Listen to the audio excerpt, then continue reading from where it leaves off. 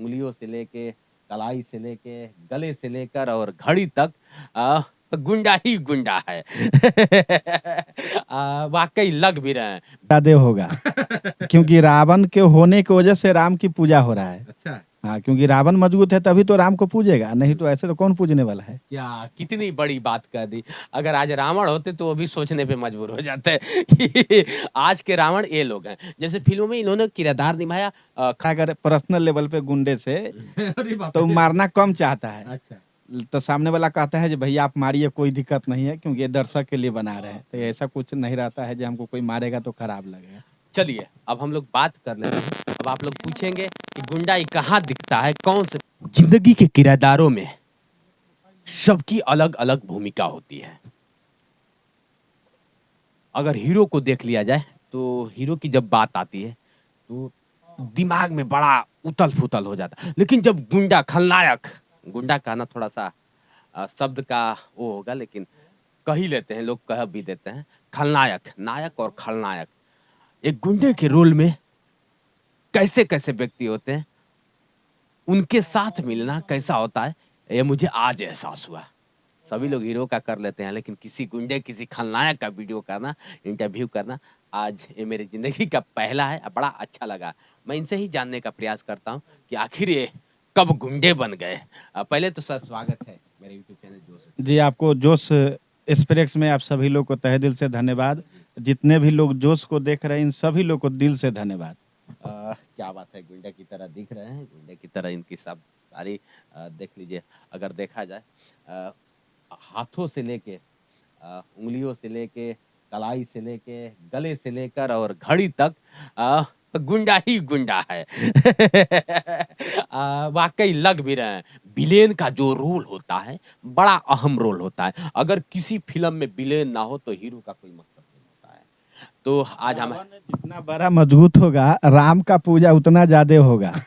क्योंकि रावण के होने की वजह से राम की पूजा हो रहा है। अच्छा। हाँ, क्योंकि रावण मजबूत है तभी तो राम को पूजेगा, नहीं तो ऐसे तो कौन पूजने वाला है। क्या कितनी बड़ी बात कह दी।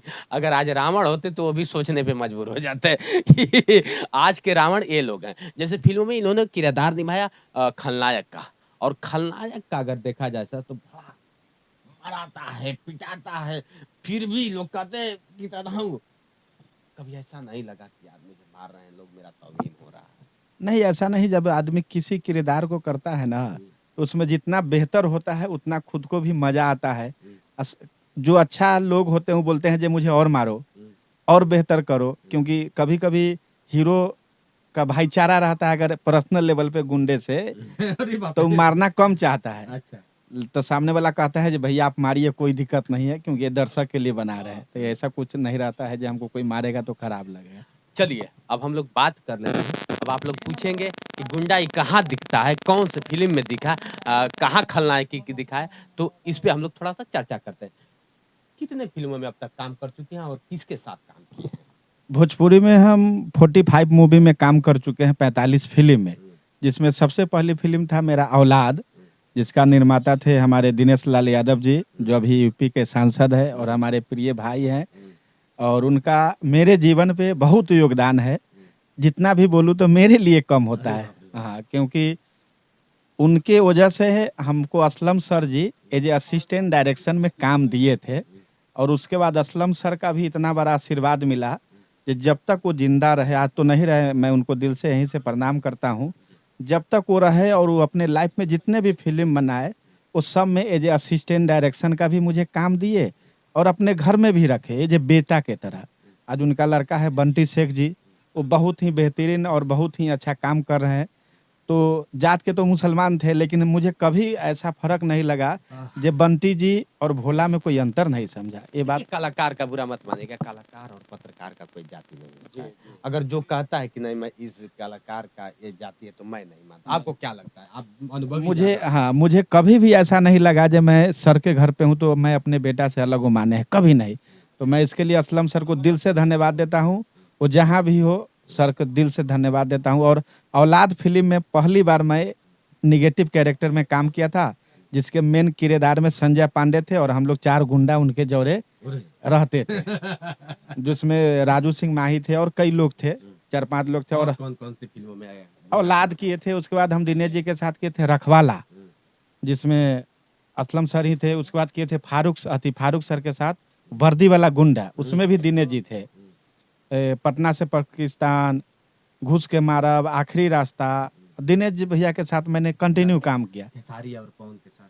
खेसारी भैया के साथ मैंने काम किया था प्यार झुकता नहीं, उसमें असिस्टेंट डायरेक्टर थे और डायरेक्टर असलम सर ही थे। और 16 शबनम मूवी को मैंने पूरा डायरेक्शन किया था, लेकिन डायरेक्टर का नाम किसी और का गया था। उसमें खेसारी जी का उतना नाम नहीं था, लेकिन हाँ बहुत अच्छे हीरो थे। उसमें एक और हीरोइन थी, कोई नाम मैं भूल रहा हूँ अभी। 16 शबनम पवन भैया के साथ किए थे ठोक देम। हाँ, वो फिल्म का नाम ठोक देम था। जो थी उसमें हम पत्रकार भी बने हैं, असिस्टेंट डायरेक्टर भी हैं और गाने में उनके साथ डांस भी करते हैं। और उसका निर्माता थे बबलू भैया, जो बहुत अच्छे लोग हैं, बहुत नेक दिल इंसान है, कलाकारों को बहुत मदद करते हैं। चलिए भैया, ठोक दे से लेके ना जाने औलाद से लेके ठोक दे, मतलब एक औलाद होता है उसके बाद ठोक देता है। यहाँ तक इन्होंने अपनी दक्षता दिखाई या बड़ा सरलता के साथ दिखाई। जैसे हीरो में बैक हीरो होता है, उससे गुंडा में भी बैक गुंडा होता है ना, मतलब खलनायक में भी। तो ये बैक खलनायक रहे और बड़ी अजीब अपनी भूमिका निभाते रहे। आज का दौर देखा जाए तो अब पहले से और आज में क्या देखते हैं? आज के दौर में रास्ते बहुत हैं कला के क्षेत्र में। जिस समय हम असिस्टेंट में गए थे तो मुझे लगता है कि हम 5 फिल्म में लोगों को सिर्फ हटाने का काम मिलता था, स्क्रिप्ट छूने का भी काम नहीं मिलता था। फिर दिनेश भैया किसी फिल्म में बोले डायरेक्टर को, अरे भोला है, इसको भी स्क्रिप्ट दो, ये भी देखेगा, काम करेगा। आदमी कब तक हटाता रहेगा? नहीं तो कैमरे के पीछे जो व्यक्ति कैरेक्टर होता है उसके पीछे दूर जाके खड़ा रह के आदमी को हटाने का काम करता था। लेकिन आज के दौर में रास्ते बहुत है, आप जहां से जैसे चाहेंगे वैसे आप करियर बना सकते हैं। पहले इतने रास्ते नहीं थे, डिस्ट्रीब्यूटर फिल्म के लिए सीमित था, अब वो सब बात नहीं है। अब फिल्म लाइन में बहुत रास्ता है, बहुत करियर है, बहुत व्यवस्था है और बहुत कुछ कर सकते हैं।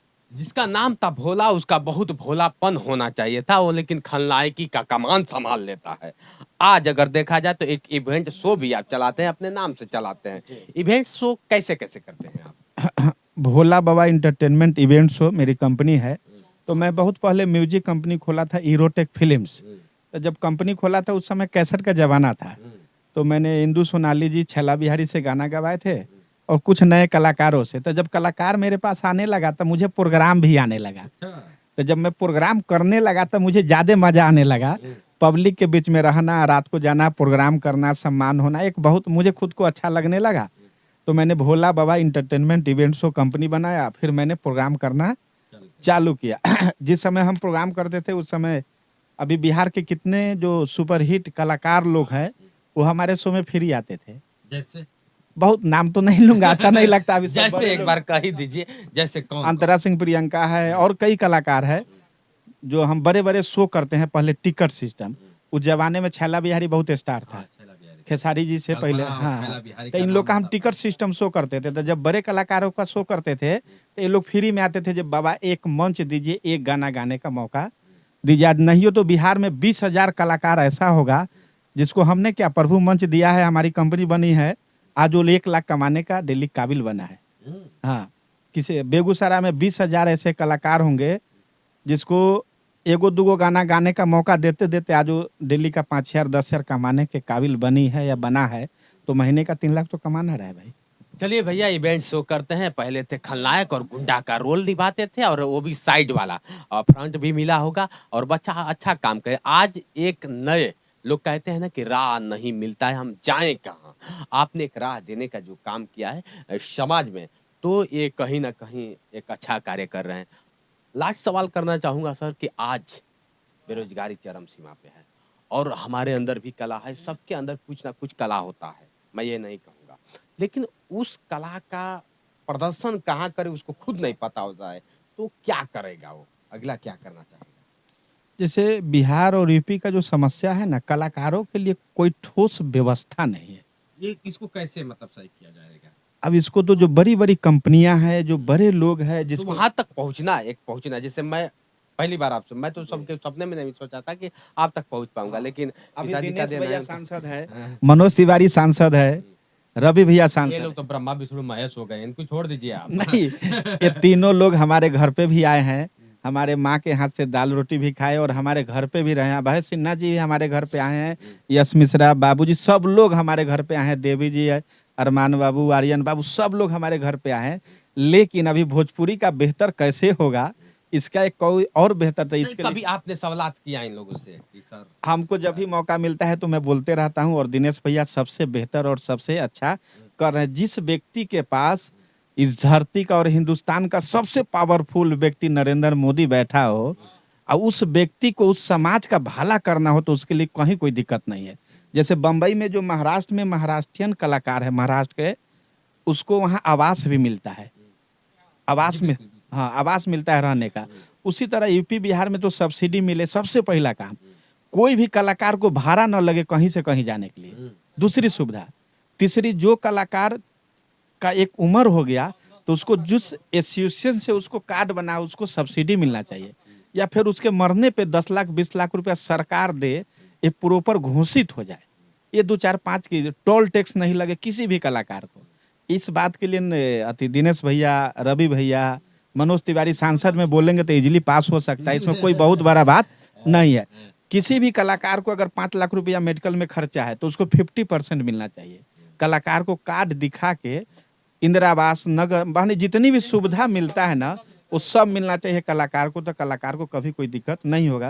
और टैलेंट जितना होगा उतना तो काम मिलेगा ही, ये सबसे बेसिक जरूरी है। नहीं नहीं होना भी चाहिए, चूंकि नए कलाकार भटक रहे हैं तो आप जैसे लोगों से मुलाकात नहीं होगी, बात नहीं होगी, तो आगे सिलसिला बढ़ेगा नहीं। हमको तो जितने लोग मिलते हैं पहली बार, और जितना हो सकता है बड़े बड़े कलाकारों का शो कराता हूँ। अभी गुलशन कुमार, शक्ति कपूर, सनी लियोन, इतने बहुत सारे लोग को बुलाया था।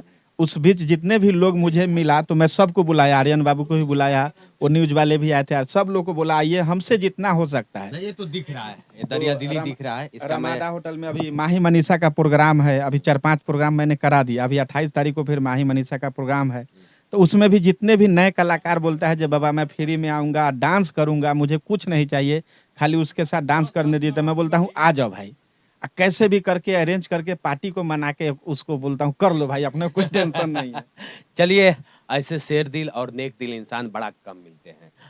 कलाकार तो बहुत हैं, उनका अलग अलग पहचान है, लेकिन लोगों के बीच में रहना एक इंसान की इंसानियत उसी वक्त समझ में आती है। आप आइए कभी पटना, दिनेश जी, खेसारी जी, निरहुआ जी, पवन सिंह, समर सिंह, जितने भी भोजपुरी कलाकार हैं सबसे इंटरव्यू दिलाएंगे।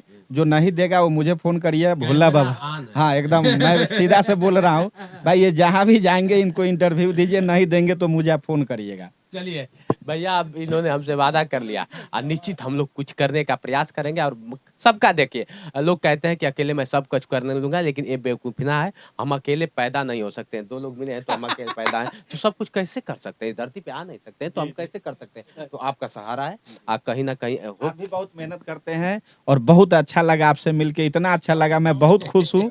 अब मुझे दोबारा एनर्जी आ गया, नहीं तो मैं किसी कारण बस 2 3 दिन से बहुत ठंडा हूँ, तो आपको देख के मुझे बहुत एनर्जी मिल गई। ईमानदारी, आज मेरा वीडियो बनाना भी सफल हो गया कि आप मुझे देख करके ऊर्जावान व्यक्ति बने और ऊर्जा मिला आपको, तो मुझे लगा कि नहीं, आज मैं अपने आप में सफल हूँ।